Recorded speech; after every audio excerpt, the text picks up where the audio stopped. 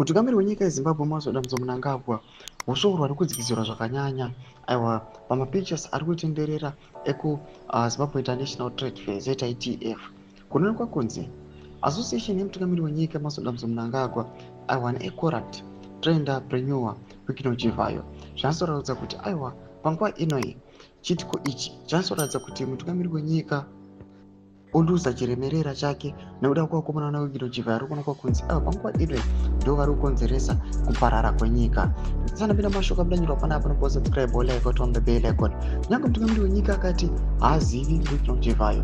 Panapa Pafadzai Maira mudanyira chiti good day Nikumangwana. In what capacity was Vikino Chivayo included in this state delegation? What position does he hold? What business did he have in a tour by a visiting head of state?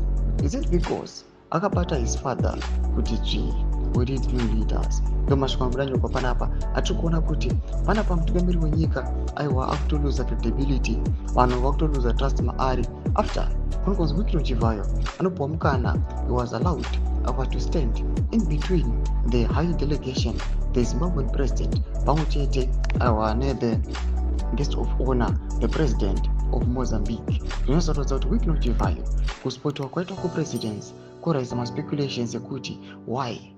Is it because kuti akabata his father kuti zviri kuonekwa kuti Vikino Chivayo anenge ava nemapowers ekontrola mutungamiri wenyika semaaudios amakanzwa ekunzi ndakachibata kuti Pana Pafadzai Maira anouya achibvunza chiti what business did he have in a tour by a visiting head of state? Business raakanga ainaro ipapo nderei? Mashoko nemaquestions ari kubvunzwa nevanhu atiri kuona kuti ari directed kuna Nick Mangwana uye nemutungamiri wenyika pamwechete naiye Vikino Chivayo pachake.